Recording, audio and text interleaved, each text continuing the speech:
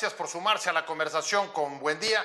Estamos saliendo por WOW, Canal Digital y por Regeneración Plural en el sureste y por supuesto por mis redes, y le agradezco mucho que se sume a esta conversación para poder discutir temas que esta semana estremecen al país, porque déjeme arrancar de manera categórica, porque no encuentro otra manera de hacerlo frente a los hechos de barbarie que estamos viendo.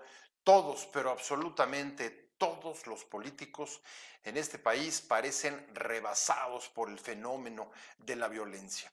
Los gobiernos de todos los niveles y de todos los colores no quieren escuchar ni hablar sobre un fenómeno que los ha rebasado, porque fallan y seguirán fallando sin un Estado que los rebase, que los respalde, porque el propio Estado parece rebasado por este fenómeno y la sociedad ve cómo se acumulan masacres y barbarie y sabe que van a continuar, porque no hay ningún indicador, no hay ningún elemento que les haga pensar, guardar la esperanza de que después de casi una década de esta violencia vicaria, las cosas puedan cambiar. Tan solo en la última semana hemos visto fenómenos que lo primero que nos llaman es a ver o sentir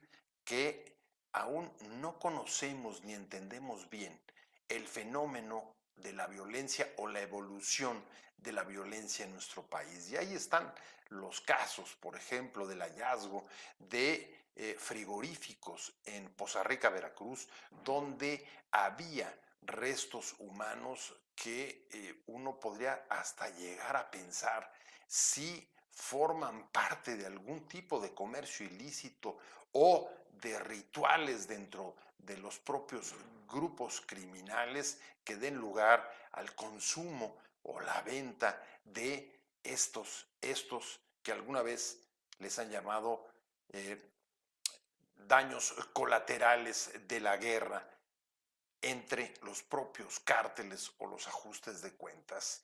Y para no ir más a otros casos, ahí está también el de Lagos de Moreno, en el que un video nos hace saber que sobre la desaparición de 5 estudiantes en Jalisco podrían haber sido conminados a atacarse, no sabemos si hasta la propia muerte, porque se encuentran desaparecidos, entre ellos mismos, por los criminales que se los llevaron y desaparecieron. Son realmente los relatos del México bárbaro, en el que lo único que no se ve o lo primero que ha desaparecido no son solamente las personas, sino el propio Estado. Vamos a tratar de entender y a discutir qué es lo que está pasando en el país con la violencia, y con quién mejor que hacerlo con dos expertos que además se han dedicado a este tema ya desde hace muchos años y arriesgado, incluso me atrevería a decir, hipótesis para tratar de nombrar qué es lo que estamos viviendo. Me da mucho gusto que esté con nosotros Raúl Romero. Él es sociólogo, autor de un montón de libros sobre la violencia y la inseguridad, sobre el colonialismo interno, sobre la estructura cultural de los mexicanos, y que además está por meter otro libro, nos acaba de contar, anda como loco ahí con las imprentas entregando versiones. Y pues lo recibo como siempre con un enorme gusto y agradecimiento por aceptar participar y conversar con nosotros. ¿Cómo estás, Raúl? Mucho gusto de recibirte. Gusto en saludarte, José, a ti y a tu auditorio. Gusto también, Daniel. Gracias por la invitación para conversar sobre este tema terrible que nos tiene ahí con nudo en la garganta, con el estómago apretado, con el corazón ahí lastimado. A platicar y a buscar salidas, pues, ¿no? Que es lo que urge. Y por supuesto, Daniel Vázquez, del Instituto de Investigaciones Jurídicas de la UNAM, pero que ha tenido una larga trayectoria, sobre todo en estos temas de violencia, de inseguridad, a lo largo ya de muchos años. Daniel, gracias por venir, te agradezco muchísimo que estés con nosotros. Al contrario, José, muchísimas gracias por la invitación. Raúl, buenas noches. Siempre es un gusto platicar con ustedes.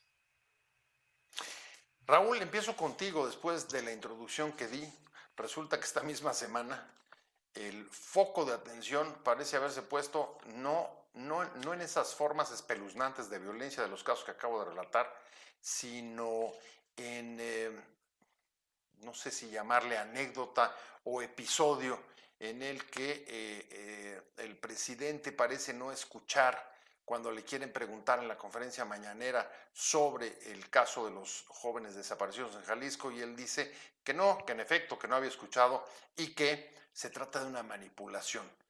Me parece, más allá de quién tenga razón o de la anécdota en sí mismo, sintomático, Raúl, de la postura del Estado, de los políticos, de los gobiernos, y no solamente el de López Obrador, sino de los otros niveles, en los estados, en los municipios, respecto de la violencia. ¿Estamos, te parece, frente a un nuevo tipo de Estado en el que los propios políticos no pueden responder a ella? ¿Cómo ves tú?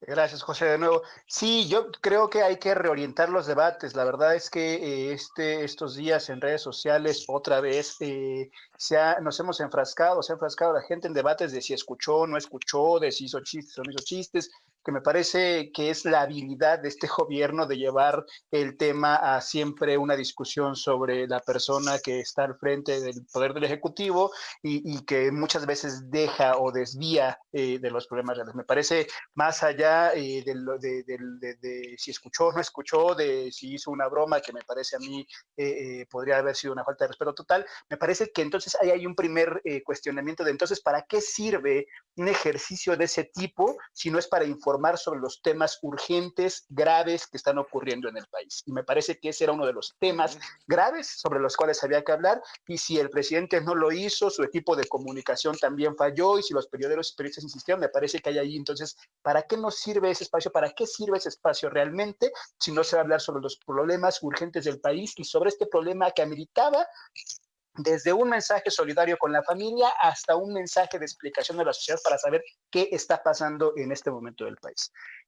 Dos, a mí me preocupa, Pepe, Daniel, me parece que este fenómeno, hemos venido insistiendo en varias ocasiones, de se adelantaron las elecciones y se adelantaron también las disputas por los territorios en otros niveles, es decir, desde los control directo del territorio, de los mercados, de las economías criminales, se adelantaron y estamos viendo un repunte de fenómenos de violencia de este tipo. Lo vimos en Michoacán, lo vimos en Chiapas, lo vemos en Guerrero, lo vimos en Jalisco, lo vemos en Veracruz, lo vemos en Colima, lo vemos en Tamaulipas. Basta con abrir las secciones de los estados de cualquier periódico para ir viendo cómo este fenómeno de violencia nuevamente va a la alza, aunque los datos que se tienen desde el gobierno federal digan otra cosa. Ahí estamos viendo nuevamente estos fenómenos de masacres, de ejecuciones, de feminicidios, desapariciones que están a la alza y que tienen sumamente preocupado. A mí la verdad,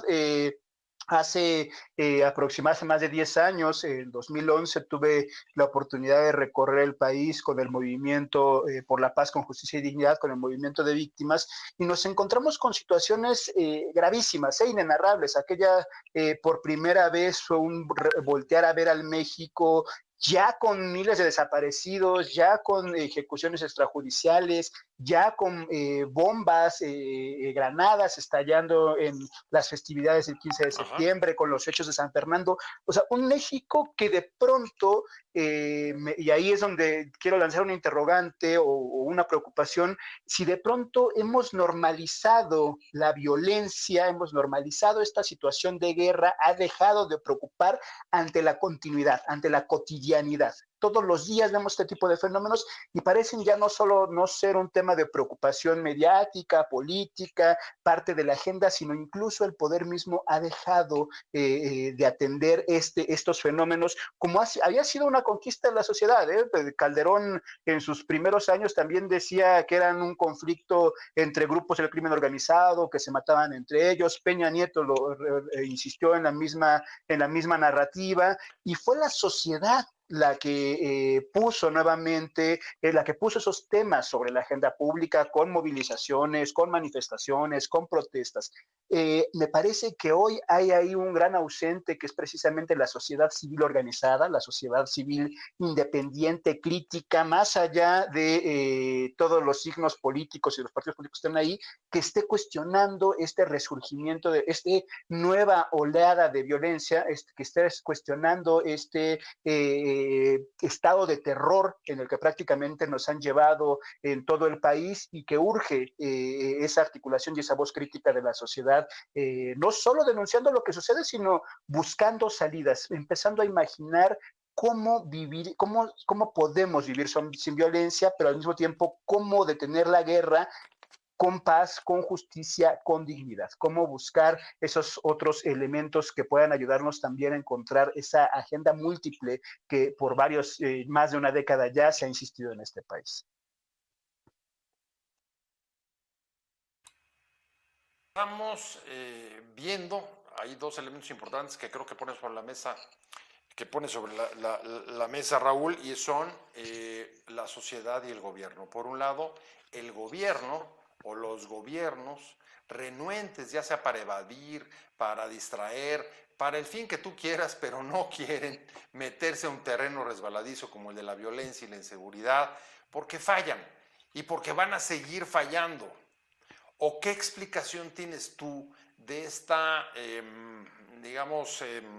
postura en la que los propios políticos, los propios gobernantes parecen retirarse de la discusión sobre un asunto pues que no es, no puede ser al mismo tiempo extraño para ellos, porque se trata de la función primaria de la representación política que tienen, que es cuidar la seguridad?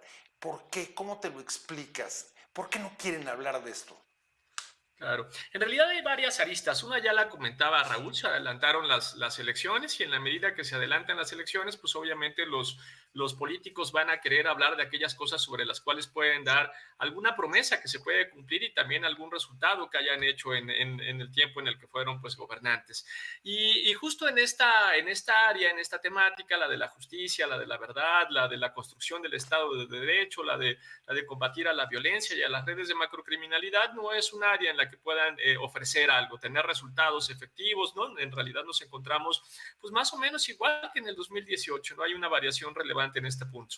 Pero ese es el mejor de los mundos, ¿eh? El mejor de los mundos es simplemente que no hablan de eso porque no tienen nada que decir sobre eso. Pero en el peor de los mundos en realidad es porque nos encontramos frente a una dinámica que nosotros analizamos como redes de macrocriminalidad, y una de las principales características de estas redes de macrocriminalidad es justamente la relación entre, bueno, hay tres estructuras en una red de macrocriminalidad. Tenemos por un lado obviamente a los criminales, que en el caso de México se trata básicamente de los grandes cárteles, no más de 8, pero bueno, los más conocidos, el cártel Jalisco Nueva Generación y el cártel de Sinaloa. También tenemos el cártel del Golfo, del Noroeste, en fin, la Unión Tepito y algunos más pequeños, pero en este momento los más relevantes, los que tienen un mayor impacto son los dos primeros que mencioné. Pero no solamente tenemos esta estructura criminal, tenemos también una estructura empresarial, y el tercer elemento relevante es una estructura política. Y en la medida que tenemos políticos involucrados en estas redes criminales, lo que también tenemos es una demanda explícita de impunidad. Entonces, el lío es que ya no nada más se trata de una impunidad por falta de capacidades, por omisiones en las fiscalías o directamente porque, bueno, por culturas organizacionales de la corrupción o de la burocracia, sino que hay acciones deliberadas por parte de esta estructura política para detener las investigaciones, para desviarlas, para mantener en impunidad los crímenes cometidos por estas redes de macrocriminalidad. Entonces, ahí la dinámica no es únicamente, y esto es un punto importante porque esta es la diferencia entre estas redes de macrocriminalidad con respecto a una banda de ladrones o con respecto a una banda de robaautos o de asaltabancos, ¿no? Aquí tenemos el componente político, y ese componente político es el que hace también que se hable muy poco, ¿no? Pues de alguna manera porque están relacionados con estas redes. Y comento rápidamente simplemente otro de los componentes muy importantes para entender el nivel de problema que nosotros tenemos, y es que estas redes de macrocriminalidad ejercen algo que nosotros llamamos gobernanza criminal. En términos muy rápidos, gobernanza criminal significa pues que gobiernan en los territorios que controlan, ¿no? Y entonces ahí es que vemos cosas como, bueno, como los fenómenos que tú muy bien mencionaste al principio, ¿no? Cosas como las que acaban de suceder, por ejemplo, en Jalisco, pero que, bueno, que se repiten en prácticamente todo el territorio nacional. La relación política-crimen es lo que hace mucho más difícil, pues obviamente investigar y desmantelar estas redes criminales, y es en parte también lo que explica por qué pues se habla tan poco de estas redes. Pues Marco, Raúl, perdón, Daniel habla de macrocriminalidad, redes de macrocriminalidad. Tú te has referido a la economía del crimen. Y estaba releyendo una conferencia de Claudio Lobnitz que dio en el Colegio Nacional en 2021, me parece, en la que dice, oigan, no se despisten, no hay guerra contra las drogas, es un título periodístico, porque no se trata realmente de una guerra como la que conocemos, en la que hay un enfrentamiento entre dos bandos para imponerse uno sobre otro. Aquí de lo que se trata es del surgimiento de un nuevo tipo de Estado en el que la violencia es una de sus expresiones. Y esto lo ligo justamente con las redes de macrocriminalidad que decía Daniel y lo que tú también sugerías con la economía del crimen. Es que estamos frente al surgimiento de un nuevo tipo de Estado, como defiende Lobnitz, y el problema es que no nos atrevemos a nombrarlo, no nos atrevemos a decir cómo se llama, de qué, cómo camina, cómo actúa, cómo reacciona, aunque todos sabemos cómo lo hace, pero como al pato, no queremos decirle pato hasta tener o que alguien nos diga el nombre. Sí, José, justo las investigaciones sobre el tema han circulado en varias vías, ¿no? Desde la de Claudio Lobnitz, que tiene un carácter antropológico, sociológico bastante interesante, la propia Rosana Reguillo, que nos está insistiendo también desde ahí, desde un carácter cultural, las investigaciones de Daniel, desde luego han aportado mucho, Jacobo, Dayan, Osvaldo Zavala, narrativas, Dawn Paley, que ha hablado también ahí. Yo, gracias por la cercanía con los movimientos de víctimas y con los movimientos de los pueblos originarios, por lo menos desde 2009, 2010, veníamos identificando, es decir, el estudio sobre las redes macrocriminales, sobre este vínculo entre Estado, crimen organizado y sectores empresariales, se viene investigando desde la filosofía, desde la ciencia política, desde el derecho, desde la cultura, desde la sociología. Entonces decíamos, hay un elemento que hay que investigar que también que tiene que ver con las bases materiales económicas, con la reproducción de este propio sistema, con la reproducción. Y lo que identificamos ahí justo es cómo el crimen organizado, las economías del crimen organizado, las economías criminales, primero vienen a la alza por lo menos desde la década de los 70s, 80s con un impacto global, ¿no? Es un momento del neoliberalismo y el proceso de globalización también beneficia a los grupos del crimen organizado y alcanzan un carácter de corporación global, ¿no? Y entonces logras ver ya no solo como antes funcionaba la mafia rusa, la mafia italiana, la mafia colombiana, la mafia mexicana, sino logras ver a una corporación de carácter global conectada entre ellos, pero también conectadas y penetradas con los bancos, con las clases políticas, con ejércitos, con sectores empresariales que justo les ayudan a sobrevivir a esas economías. ¿Qué significa eso? Ese tipo de corporaciones globales, de economías de carácter global, pero con sus expresiones locales, también tienen un peso político, como dice Daniel, la gobernanza criminal. Acá hemos hablado sobre la criminalidad de Estado o el Estado criminal, ¿no? Si hay una economía criminal y una corporación criminal que está de carácter global, tiene una repercusión y una reformulación del Estado mismo, en el caso del mexicano, una forma del Estado criminal, en donde no solo ha sido penetrado, sino que incluso están formando de una forma de simbiosis, en donde tienen sus propios gobernantes, financian sus propias, ya no solo financian campañas, sino tienen sus propios gobernantes vinculados incluso a burguesías de estos sectores, ¿no? Señores con altas capacidades económicas, ya no solo es como los imaginábamos antes, el ranchero con sombrero, con pistola en la mano, sino también sectores que accedieron a niveles educativos, que tienen carreras terminadas, que se mueven en el mundo empresarial, se mueven en el mundo político y también han construido una especie de base social, es decir, han dado empleo, estructuras y todo, incluso toda una serie de cadenas corporativas con distintos sectores sociales. Entonces, lo que estamos enfrentando efectivamente es una no nueva, pero sí una esfera del mercado con un impacto global, con repercusiones locales en los territorios, en el caso concreto de México, que ha penetrado y modificado por completo al Estado mexicano, al punto de llamar justo esto una criminalidad de Estado o Estado criminal, que no es una anomalía, sino funciona perfectamente para garantizar impunidad a estos mercados. Acaba de aparecer recientemente un libro, para cerrar con este bloque, sobre también el valor, visto fríamente y de manera muy cruda, pero que también es necesario explicarlo, el valor económico de las personas para que se genere una desaparición forzada. Hay ahí toda una red de trabajo esclavo, hay ahí toda una red de trabajo, de explotación de personas, de hombres y mujeres, no solo que tiene que ver, recuerdo justo 2011, una noticia que me impactó de cómo habían desaparecido un grupo de 40 albañiles, un ingeniero de comunicación y un arquitecto.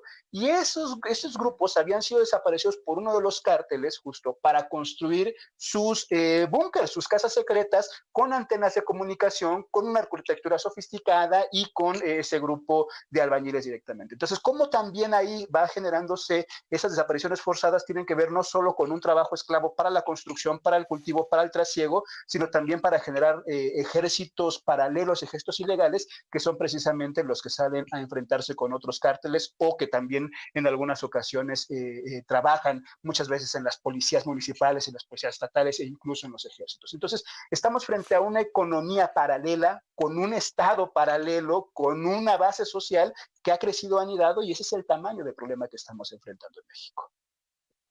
Sí, no, incluso recientemente sobre lo que dices, en Guadalajara mismo, algunos que han logrado incluso escapar de esas desapariciones forzadas en las que los llevan a trabajar o a emplearlos bajo distinto tipo de trabajos de los cárteles, pues denunciaba justamente eso, ¿no? Los trabajos forzados a los que se ven obligados los presuntamente desaparecidos, que muchas veces también ni siquiera aparecen. Pero has hablado, Raúl ha hablado mucho y ha insistido sobre salidas. Dice, la sociedad civil está apagada, no discute, está también como ausente, en retirada, igual que el Estado o igual que los gobiernos, en retirada respecto de este tema.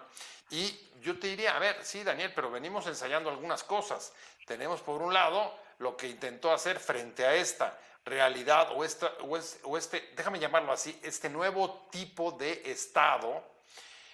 Tenemos la experiencia de Calderón, saca al ejército, promete que es una guerra que va a ganar, se emplea para detener como si fueran trofeos a los capos del narcotráfico y no hace más que disparar las cifras de desapariciones, asesinatos, muertes, etc.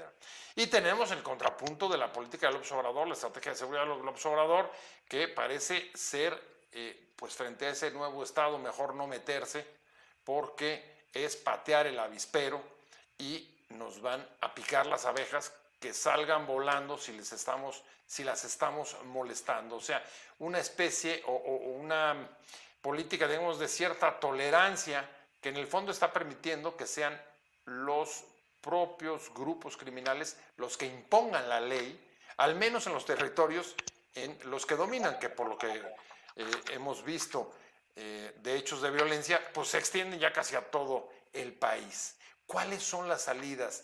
Ni la salida de Calderón, ni la salida de López Obrador. Es un poco desesperanzador, Daniel. Sí, sí es desesperanzador, pero también es porque estamos frente a un fenómeno muy complicado que se ha formado durante varias décadas. Entonces es muy difícil desmantelar estas redes de macrocriminalidad y construir paz. Lo que nosotros miramos es que hay tres tipos de paz que podemos nosotros pues tratar de ejercer. Una, la más conocida porque se ejerció durante muchos años, muchas décadas en México, durante los 50, 60, 70, incluso todavía hasta los 80, es lo que conocemos como la paz narca. Y ahí lo que se entiende es que, bueno, claro, en la medida que tienes un régimen régimen de partido hegemónico y también un presidencialismo fuerte, tienes la capacidad, el presidente en ese contexto tiene la capacidad de establecer una serie de reglas y esas reglas se cumplen. De hecho, eran 10, era un decálogo literal, ¿no? Y dentro de esas reglas había cosas como, por ejemplo, los errores no se pagan con sangre, sino con cárcel, ¿no? Las ganancias se tienen que invertir dentro del país, tenemos que tener un acuerdo sobre la distribución del territorio y ese acuerdo se cumplía.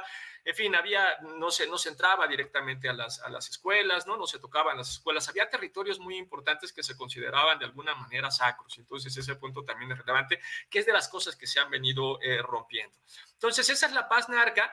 Y el gran problema es que esa paz narca se rompió a finales de los 80, durante la década de los 90, en la medida que obviamente se fragmentó el poder político, ¿no? Y esto por nuestro proceso de transición a la democracia, que primero empezamos en la oposición, empezó a ganar presidencias municipales y después pues directamente gobernaturas. Y en ese marco los gobernadores empezaron a tener un papel mucho más importante en la relación entre el poder político y el crimen. De hecho, se fragmentó también esa relación y por eso es que ahora los gobernadores, pero también los fiscales y los secretarios de seguridad pública, todos estos a nivel local, son figuras muy importantes para entender las dinámicas de estas redes de macrocriminalidad. En ese marco, como bien decías, la segunda apuesta que se intentó es la paz de los sepulcros.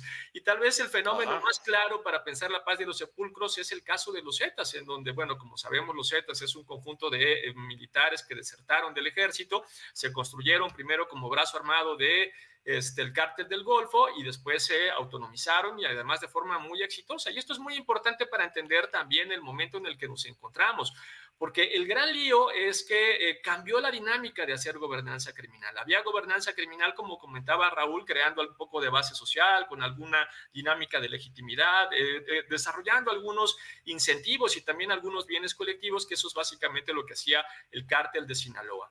El gran lío con los Zetas más bien es que lo que empiezas a tener son dinámicas militares en esa gobernanza criminal.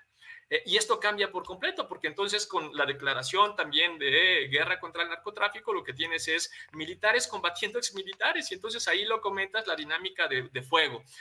No solo eso, sino que además esta lógica de controlar, digamos, por parte de los Zetas fue tan exitosa que empezó a ser copiada por otros cárteles, en principio por el cártel de Sinaloa, pero también por quienes inicialmente eran los Matazetas, que era un grupo paramilitar que junto con la Secretaría de la Marina prácticamente exterminaron a los Zetas y que luego se convirtieron en el brazo armado del cártel Jalisco Nueva Generación. Entonces ahí tú lo que tienes, sobre todo en el exterminio de los Zetas, y soy responsable al usar la palabra porque sé que es fuerte, me hago responsable.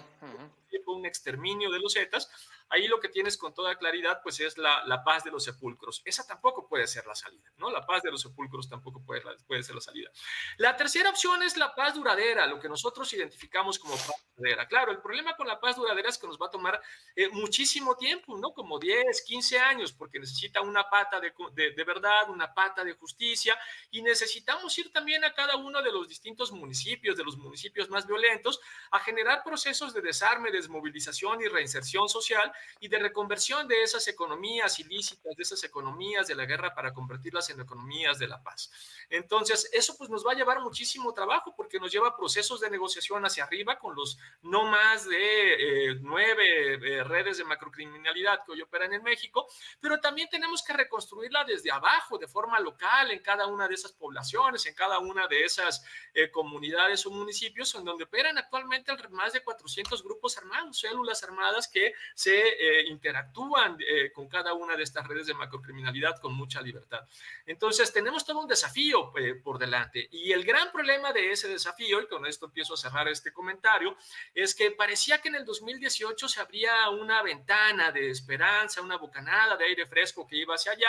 De hecho, incluso en ese marco, en octubre, salió el Plan Nacional de Paz y Seguridad, que esto que estoy diciendo está en ese plan, era el plan de 2018-2024, el plan está razonablemente bien hecho, el problema es que no se implementó. Y comparado con el 2018, en esta elección tan anticipada, estamos más lejos en este proceso de construcción de paz duradera. Porque estos temas que sí se debatían de justicia transicional, de construcción de paz, de violencia, de cómo vamos a reconstruir tejidos locales, que sí se debatían en el 2018, hoy ni siquiera se debate. Los elementos sustantivos de este problema ya no se encuentran en la palestra, no se encuentran directamente en la agenda pública. ¿Y por qué? ¿Por qué, Daniel? ¿Por qué? Bueno, en buena medida por el proceso de polarización, como también muy bien comentaba Raúl al inicio, ¿no? Porque actualmente el gran debate en el marco electoral es a favor de Andrés Manuel y en consecuencia de la continuidad o en contra de Andrés Manuel y por ende una ruptura. Pero los elementos sustantivos no están ahí y ese es parte de nuestro trabajo de inicio. Va a ser muy difícil porque por lo menos en el 2018 estábamos discutiendo soluciones. Hoy lo que estamos tratando de hacer es volver a poner el tema en la agenda, ¿no? Por eso digo que estamos pues como 4 o 5 pasos atrás. Ahora sí, ahora déjame, también me hago cargo de la pregunta. Pero a ver, describes, digamos, una confrontación entre dos tipos de Estado distintos. Y la cuestión es si la paz duradera pasa necesariamente por desmantelar uno de ellos. Y eso es lo que le pregunto a Raúl. O sea, ¿vamos a poderle llegar a una paz duradera si la estrategia es desmantelar uno de los estados que, por cierto, en muchos momentos luce más fuerte que el Estado constitucional? Es el gran reto, justo como lo plantea Daniel, pensar en la complejidad del problema, en lo complejo y complicado del problema, ¿no? Complicado por lo difícil y complejo por los varios integrantes y participación y redes que participan en ese proceso. Lo primero, justo diría, o sea, lo que es urgente ahora es reposicionar el debate. Desde luego de 2018 a la fecha ha habido un retroceso en donde incluso un negacionismo sobre la violencia en el país y sobre cómo han evolucionado. Entonces, lo más urgente es posicionar el debate, decir efectivamente que es un tema de interés público, que no es un tema para golpear al presidente, que no es un tema para fortalecer a la oposición, sino que es un tema de interés público, de urgencia ante los dolores y tragedias que estamos viviendo cotidianamente en el país. Que no nos interesan las pugnas políticas que tienen allá arriba, que todos quieren hacer en este momento tema de campaña, sino que es un tema de la sociedad, porque es un tema urgente por el grado de dolor y el grado de urgencia que está significando directamente para las familias en los territorios, en las poblaciones directamente. Hacer un tema de interés público. Dos, encontrar las distintas aristas del problema y encontrar también las distintas posibles soluciones. Nosotros, en el caso particular de Michoacán, por ejemplo, la comunidad de Santa María Ostula, una comunidad náhuatl que desde hace siglos se ha organizado para la defensa de sus territorios y que en 2009 lanzó un momento fundamental de articulación con otros pueblos originarios de la región y que generó un proceso de recuperación de tierras, de recuperar su guardia comunitaria, de recuperar su gobierno comunal, de recuperar incluso la autogestión de sus territorios, confrontándose con los cárteles locales, confrontándose con la minería y confrontándose también con la Marina, con el Ejército y con el gobierno local y el gobierno federal. De ese tamaño ha sido la experiencia de Santa María Ostula. Hoy, esa experiencia de Santa María Ostula está amenazada por el gobierno del Estado, por el Ejército, por la Marina, por los grupos criminales y nuevamente por la minera, y el gobierno del Estado amenaza con desalojar a la población que está ahí. Entonces decimos, si allí estamos viviendo una experiencia concreta, comunitaria de los pueblos originarios que está defendiendo el territorio, incluso frente a esas redes de macrocriminalidad, la apuesta sería fortalecer ese tipo de experiencias y no justo debilitarlas o confrontarlas o amenazarlas con cárcel y haciéndole prácticamente este brazo de pinza entre las fuerzas legales y las fuerzas ilegales o fuerzas criminales para reprimir ese tipo de organizaciones. Y como ese, te estoy contando un caso en particular, pero tenemos experiencias justo en el territorio zapatista, tenemos experiencias justo en Guerrero, tenemos experiencias en territorio wixárika, en territorio yaqui, en territorio en Michoacán, en el Estado de México, muchas experiencias que decimos son experiencias concretas de defensa del territorio que sirve de un modo, de una forma y que ahí habría que fortalecer y habría que pensarlo en esa lógica. Dos, hay que fortalecer las experiencias de los movimientos de víctimas. Ahí están las madres buscadoras, todos los procesos de construcción de paz que se están construyendo ahí. Hay ahí nuevamente una experiencia acumulada ya por varias décadas donde están apostando y donde tienen propuestas para la reforma, para incluso la creación de instituciones que ayuden precisamente a buscar ese tipo de salidas. Tres, hay una necesidad también de pensar, me parece justo que en 2018, el diálogo que se generó, 2017-2018, el diálogo que se generó sobre todo este fenómeno a propósito de las elecciones, había diagnósticos acertados, había incluso propuestas y planes que se acordaban y se impulsaban y que se veía como algo bastante positivo. Hoy, 4 años después, 5 años después, está completamente borrado el tema de la agenda pública, de la agenda mediática, y hay que regresar a ese tema. Sí veo la necesidad justo, primero de recuperar el debate público, de fortalecer a los actores que en los territorios están implementando no solo la defensa del territorio, sino también los procesos de paz y de búsqueda.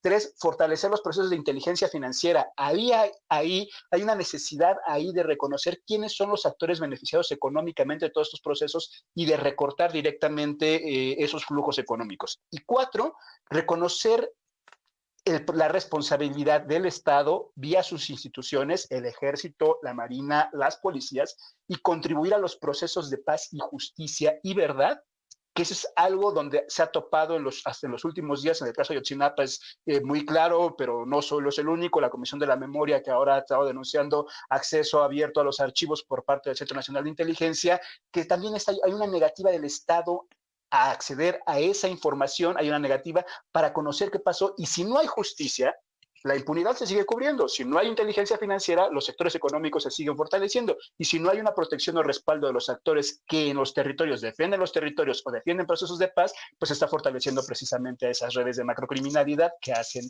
la guerra por todo el país. Absolutamente, y la verdad es que ahí, Daniel, pues el convidado de piedra también es la sociedad.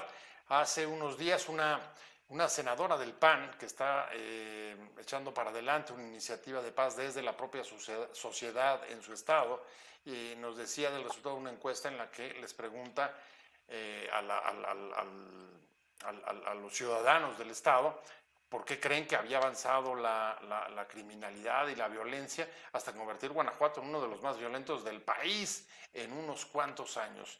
Y alguna de las respuestas de madres de ese estado le dijo, pues es que en el momento que nos volvimos cómplices de nuestros propios hijos que ingresaban al mercado de venta de drogas o a respaldar, apoyar o trabajar en la economía criminal, fue donde el asunto empezó a deteriorarse, hasta puntos de barbarie como los que estamos viendo y relataba en un principio. Ahí la palabra importa, porque tú has defendido la idea de, necesitamos que se instale una paz duradera, y eso pasa, pues, en buena medida por el rescate del Estado constitucional. Claro. Pero la barbarie apela o habla de actos que transgreden ya no solamente las leyes, sino las costumbres y la moral. Por ejemplo, las referencias que está habiendo respecto al frigorífico de Poza Rica a actos de canibalismo en el mundo de la criminalidad, ya sea para sellar pactos o para cualquier otro uso dentro de sus propios circuitos de carne humana que la utilizan de una u otra forma para consumir. Es una hipótesis que hay sobre el frigorífico. Otro acto absolutamente que rebasa la moral y los valores de la dignidad de la persona es poner a los desaparecidos a golpearse hasta matarse, como puede haber ocurrido en Jalisco. Parece que estos mundos cada día se separan más, Daniel. Sí, en realidad, bueno, un poco como lleva el nombre del programa, ¿no? El gran lío es que hemos venido, como son tantos años ya y tantas masacres una tras otra, parece que estamos justamente normalizando esta violencia. Y en ese proceso de normalización parece que las cosas se van poniendo cada vez peor, ¿no? Porque cada vez hay una menor reserva moral que sale a manifestarse, que sale a directamente decir que está pues en desacuerdo de las cosas que están sucediendo. Lo vemos, por ejemplo, a mí se me ocurre la masacre de Salvarcar, por ahí del 2010, de alrededor de 60 estudiantes que fueron masacrados justamente en el caso de Chihuahua. Sin duda la masacre de Allende fue otro avance también, en este caso terrible, no solamente porque tenemos una masacre que se da de más de 400 personas durante 48 horas con claramente el apoyo de la policía local y también de la estatal, sino porque tardaron muchos años en salir una nota de periódico, en un gobierno en principio dividido, porque el PRI gobernaba Coahuila, pero el PAN gobernaba la federación, y entonces tampoco tenemos ninguna modificación.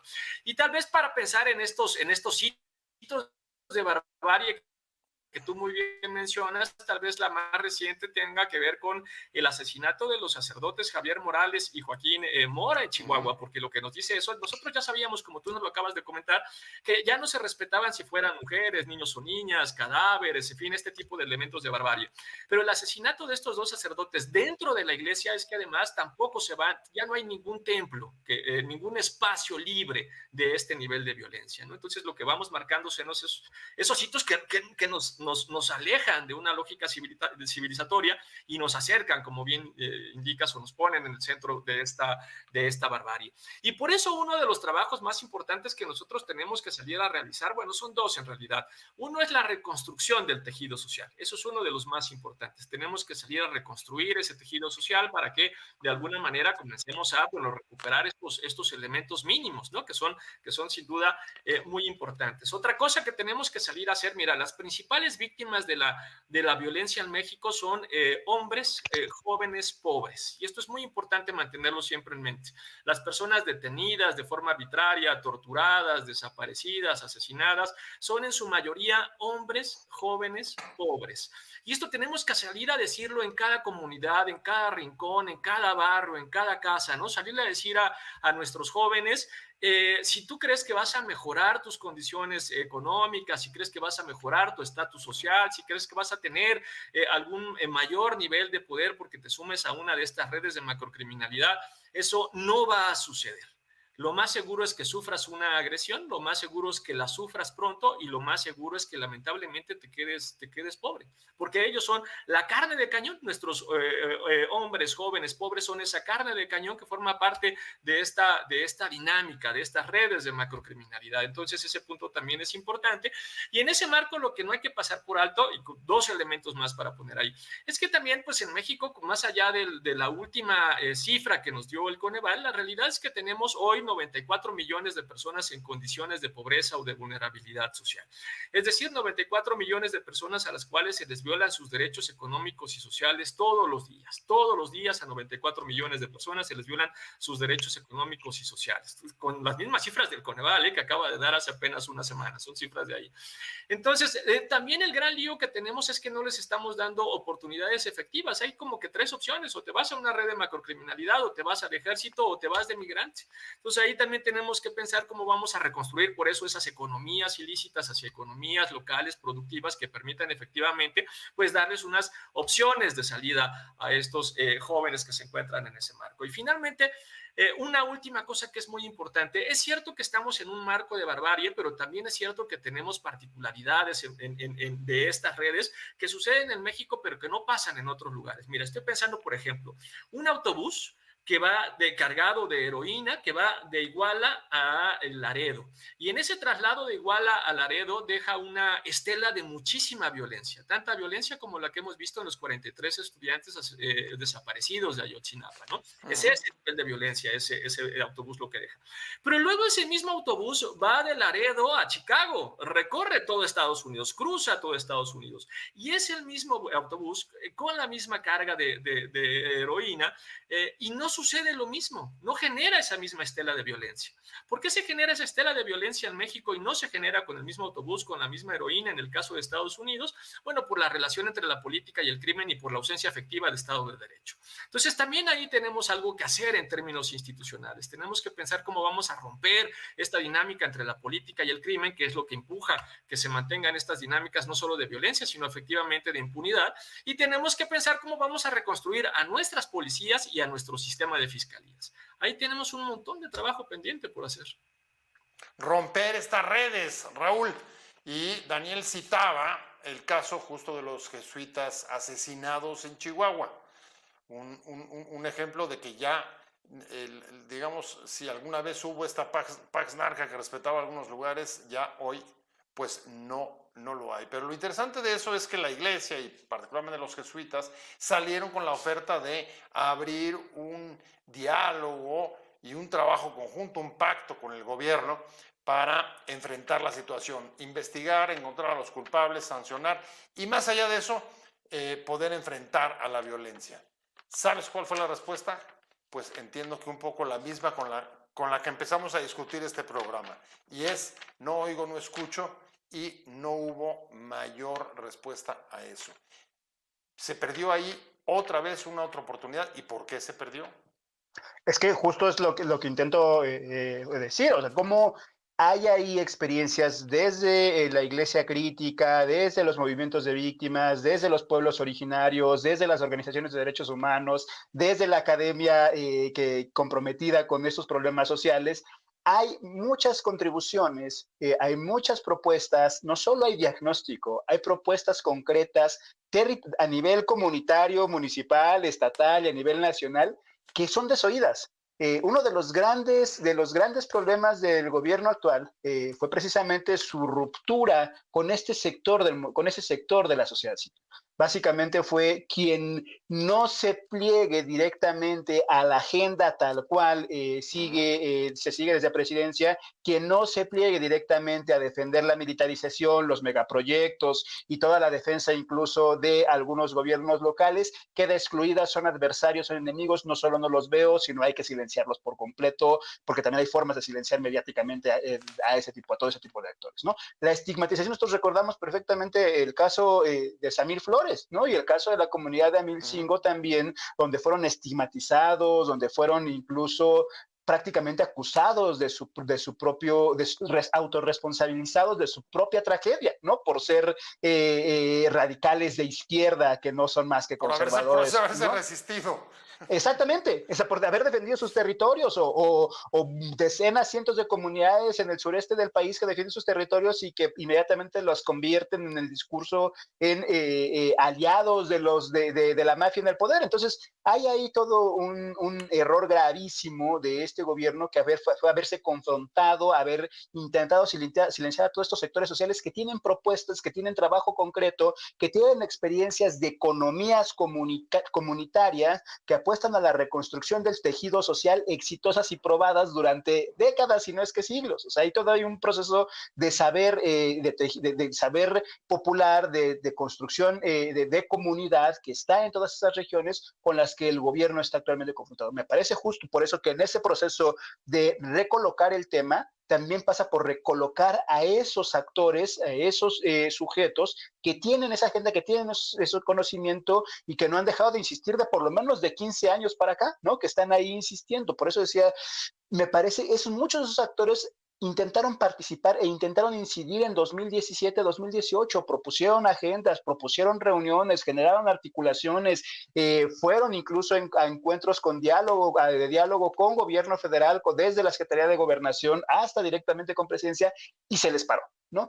Hay un punto en donde el Estado mexicano, el gobierno mexicano no quiere pasar más allá, porque parece que hay ahí una red también de complicidad no dispuesta a romper, que tiene que ver con el ejército, pero no solo. También tiene que ver con procesos de justicia hacia expresidentes, hacia exfuncionarios públicos, que no solamente es una justicia que tenga que ver con un ejemplo de castigar a ciertos personajes, sino de empezar también a desanudar todas las redes de complicidad que hay ahí. Y hay otro elemento que me parece que es clave, que tiene que apostarse ahí, que mucho de este proceso de desarticular estas economías criminales, este Estado criminal, pasa por hacerlo desde los territorios en concreto. Esta gobernanza criminal, como la llama Daniel, pasa también por desarmarse directamente desde los territorios, ¿no? Lo que ha fracasado ahora es esta lógica centralista, presidencialista, de desde arriba se dice cómo se desarma hacia abajo, y en realidad hay una resistencia, una confrontación, una oposición, y lo que necesitamos es desde abajo también, combinado, pues, ¿no? Cómo recomenzar a reconstruir a nivel territorio, a nivel municipal, no solo con becas, no solo con proyectos sociales, no solo con proyectos culturales, sino apostando directamente a la cogobernabilidad con la sociedad civil, con las comunidades, con las víctimas, con todos los procesos críticos. Entonces, todo eso pasa por escuchar directamente a los actores de la sociedad civil, a los actores comunitarios, a las organizaciones sociales que están en los territorios y que no tienen una agenda directa vinculada a campañas presidenciales, a partidos políticos o una agenda electoral, sino que están prácticamente subsistiendo y buscando sobrevivir todos los días, ¿no? Y ahí me parece que hay una apuesta concreta, real, eficiente, que sin duda alguna me parece que puede salir. Termino con esto, que me decía también me parece muy importante. hay que pensar también si este camión, que como lo plantea Daniel, cargado de heroína, que deja una estela de violencia en México, pero no sucede lo mismo en Estados Unidos, es también un traslado de los costos, ¿no? Como se llama, si en nuestros países, no solo México, también otros de Centroamérica, incluso Colombia, justo esos son los trabajos asignados para suministrar ese tipo de bienes, ese tipo de materias, precisamente a una economía que, decimos, 100,000 personas mueren por consumo de heroína o fentanilo en Estados Unidos y 100,000 personas desaparecen en México por vínculo con esas drogas directamente, ¿no? ¿Cómo es la relación entre uno y otro lado, no solo entre los vínculos entre gobierno y crimen organizado, sino también entre uno y otro país que asigna o traslada los costos de esa mercancía a los países en vías de desarrollo? A mí se me acaba el tiempo, vamos a la recta final, casi la última intervención, y les preguntaría, ya dio otra vez vuelta a la tuerca desde 2017-2018, estamos en la antesala de una nueva elección presidencial, en este caso además adelantada, Daniel, y la pregunta que yo creo que flota en el ambiente es que si esta va a ser una oportunidad que abra esa participación, cambios de actitudes, oídos abiertos hacia los grupos y comunidades y experiencias que han ensayado o que han desarrollado alternativas de resistencia y cobertura de territorios, desmovilización de los grupos armados, control de las armas que llegan hacia ellos, en fin, si es o va a ser o puede serlo, en tu opinión, una oportunidad para ir desmontando, que es la palabra que tú has usado, pues este estado paralelo, o por lo menos armando o asentando la participación para hacerlo en el próximo sexenio. ¿Tú ves ese chance o crees que este tema va a pasar de noche como ha pasado en las precampañas tanto del frente opositor como de Morena? Nadie se mete al tema resbaladizo. Claro. Mira, yo hace ya tiempo que soy pesimista de lo que pueda hacer nuestra clase política. Yo creo que en general no confío demasiado en ellos. Entonces, aquí sí coincido absolutamente, bueno, en realidad coincido bastante con Raúl, casi siempre. Tendríamos que ver algún día, Raúl, en qué nos ponemos en desacuerdo para que esto se ponga más animado. Pero en esta coincido completamente con Raúl de que eso va a depender de si como sociedad nosotros logramos organizarnos y empujar desde abajo. Si nosotros logramos organizarnos y empujar desde abajo y posicionar el tema y salir a las calles y etcétera, etcétera, entonces los vamos a obligar a la clase política de que deje de eludir a estas temáticas. Y en ese marco, por ejemplo, me parece que todavía a lo mejor un poco tímidos, pero hay esfuerzos relevantes, ¿no? Las ONGs de derechos humanos, que es pues, básicamente el movimiento en el que yo milito. Yo soy académico, pero tengo también una pata en el activismo, y ese activismo en mi caso es de derechos humanos. Están empezando a tratar justo de reconstruir una agenda que vamos a posicionar rumbo al 2024, antes incluso, de hecho ya vamos un poco tarde, y en ese sentido uno de los elementos centrales, como lo fue en el 2018, pues es tener una política antiimpunidad efectiva, reconstruir nuestro sistema de justicia, que implica sobre todo el sistema de policías, pero sobre todo el sistema de fiscalías, y en consecuencia también cómo vamos a generar un proceso de construcción de paz. Y otro, me parece, ejercicio que vale la pena recuperar es a partir justo del asesinato, del lamentable asesinato de estos dos sacerdotes jesuitas. También se viene construyendo un proceso de diálogo desde abajo que va a tener un punto bien interesante en los días 21, 22 y 23 de septiembre en Puebla, donde se van a empezar a construir, me parece, consensos, y va a ser relevante no solo lo que salga de ahí, sino que se pueda empujar para más adelante.